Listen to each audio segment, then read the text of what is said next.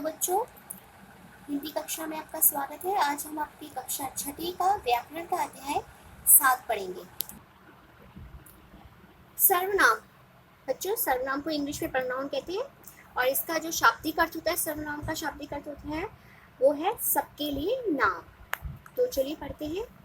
चंद्रशेखर आजाद का नाम कौन नहीं जानता। चंद्रशेखर आजाद भारत माता के अमर सपूत हैं। चंद्रशेखर आजाद की माता का नाम जगरानी था और चंद्रशेखर आजाद के पिता का नाम पंडित सीताराम तिवारी था।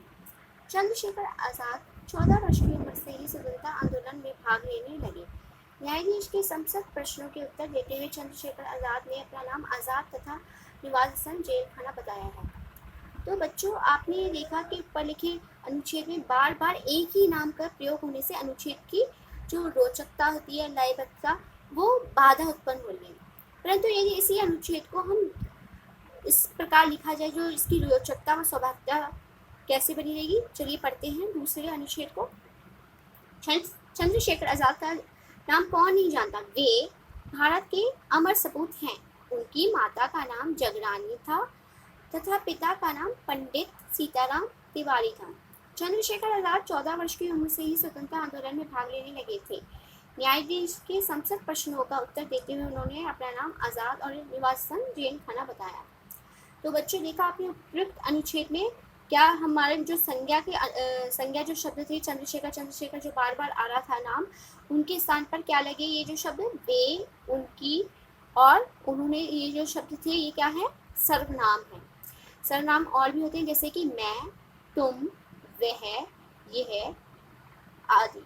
अब देखिए, हम इसके सर्वनाम के बारे में हमने जाना, अब हम इसके भेदों के बारे में जानेंगे। सर्वनाम के बच्चों 6 भेद होते हैं। पुरुषवाचक सर्वनाम, निजवाचक सर्वनाम, निश्चयवाचक सर्वनाम, अनिश्चयवाचक सर्वनाम, संबंधवाचक सर्वनाम, प्रश्नवाचक सर्वनाम। इन 6 भेदों को हम विस्तार पूर्वक समझेंगे। चलिए समझते हैं।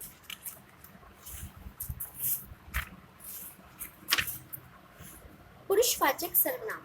पुरुषवाचक सर्वनाम ऐसे सर्वनाम हैं जो बोलने वाले अर्थात वक्ता, सुनने वाले अर्थात श्रोता या कोई अन्य व्यक्ति के जिसके विषय में बात की जा रही है उनके लिए प्रयुक्त होते हैं। पुरुषवाचक सर्वनाम के 3 उपभेद होते हैं। कौन कौन से? उत्तम पुरुष, मध्यम पुरुष, अन्य पुरुष। उत्तम पुरुष क्या होते हैं? जिन शब्दों का प्रयोग स्वयं के लिए किया जाता है वह उत्तम पुरुष कहलाते हैं, जैसे कि मैं, मेरा, हम, हमारा। मध्यम पुरुष जिससे बात की जाती है उसे हम मध्यम पुरुष कहते हैं।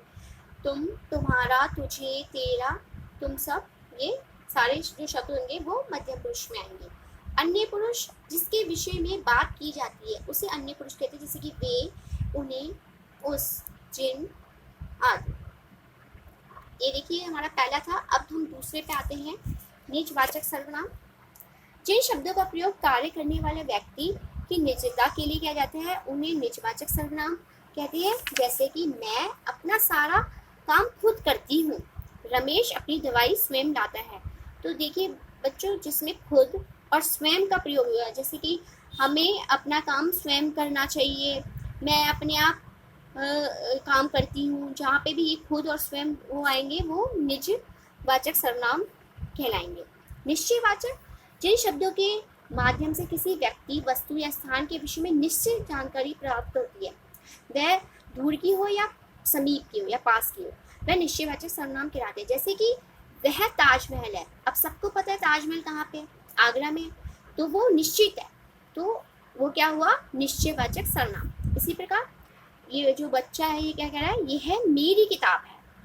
जैसे आप और भी उदाहरण देखते हैं, जैसे आप कहते हैं ये घर मेरा है, अब जैसे मैं बोल रही हूँ कि ये पेंसिल मेरी है, तो ये क्या हुआ, निश्चयवाचक सर्वनाम, जहाँ पे निश्चित हो कि ये चीज उसकी है।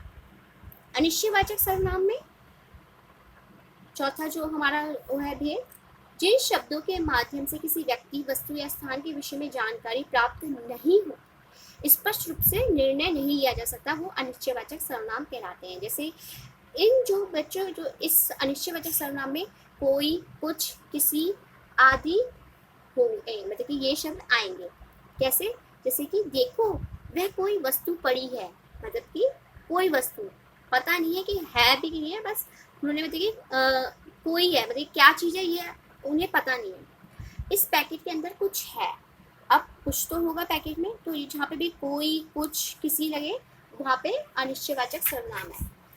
आगे संबंधवाचक सर्वनाम, पांचवा जो है, जिन शब्दों के द्वारा एक दूसरे से संबंध स्थापित किया जाता है उसे हम संबंधवाचक सर्वनाम कहते हैं। जैसे जिसकी लाठी उसकी भैंस, मेहनत का फल मीठा होता है, मतलब कि एक वाक्य दूसरे पे डिपेंड होगा।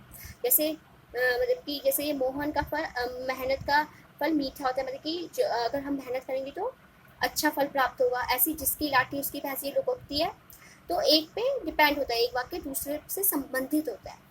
प्रश्नवाचक सर्वनाम, जिन शब्दों की तरह किसी भी प्रकार के प्रश्न पूछ रहे हैं वो प्रश्नवाचक कहलाते हैं। जैसे आपको पता ही है तुम किस कक्षा में पढ़ते हो, और यहाँ पे प्रश्न चिन्ह भी जरूर होता है। ये फुटबॉल कौन खेल रहा है, या मैं बोलूँ कि आपका नाम क्या है, आप किस कक्षा में पढ़ते हो, तो ये सब प्रश्नवाचक सर्वनाम में आएंगे। तो बच्चों, आपने आज हमने सर्वनाम सीखा, सर्वनाम के 6 भेद सीखे। तो आशा करती हूँ आपको ये समझ में आया होगा ये पाठ। धन्यवाद।